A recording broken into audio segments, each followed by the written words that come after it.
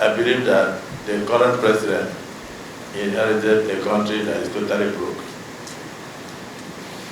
I hope I'm making a point. And then, so when you said we should stop FAC for 3 months, pull the money together and do something to ameliorate the suffering of workers. If you stop FAC for 1 month, it means that your workers will not get salaries. Recurrent expenses will come to an end. Recurrent expenses will come to an end.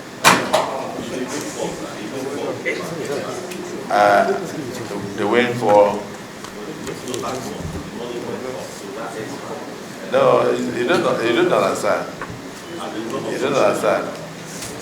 If you are, even if in the management of your home, if for any reason at all, your farm products earn you 20,000, and you are already owing over 80,000, and then you say you have a windfall of 10 because you expected 10, you forget that you are owing 80, so you still have to that money. But the reality is that we need to work together to bring the situation to an end. I was almost tempted for the fact that the press is here. I was almost tempted to, I was so excited when I was listening to the president of the Nigerian Labour Congress and then the TUC. You seem to have all the solutions. You enumerated what happened in 2001, what happened in 1999. You even mentioned what you agreed in 1977. So why has the problem lasted till today? You have all the solutions on your fingertips. I think the problem had always been implementation. Am I right? Yeah. You have all the solutions. President, don't look so despondent. Don't look worried. For me, I was hoping that we are going to meet with the Senate so that we can put our heads together and try to find what solutions to bring to the table.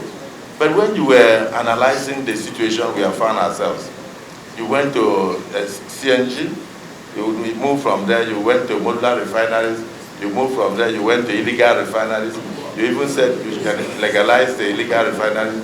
You went, there's no solution that you don't have. You have all the solutions. So why have we allowed this problem to persist for over 30 years until it got to a point where we're now almost becoming like Nicaragua or Venezuela? You have to keep your ears to the ground on what is happening in other countries, particularly countries that also depend on this hydrocarbon. In many of those countries, people are lining up to get handouts. In many of those countries, people cannot wear wristwatches on the roads. In many of those countries, you can't even see bread to steal. So we can't allow our country to get to that position with over 240 million Nigerians. I always say that the pain of childbirth is always ameliorated whenever the mother,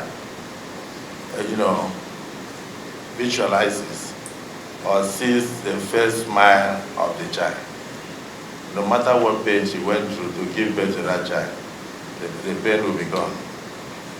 The government is only 2 months old. You have these ideas. The Senate is going to partner with you to put these ideas together. The Senate will partner with you to put these ideas together. The Senate will be very glad to approach the executive arm of government in partnership with you to see how we can work together to reduce the sufferings of Nigerians. On the issue of 70 billion in the supplementary budget, I think that has been blown out of proportion.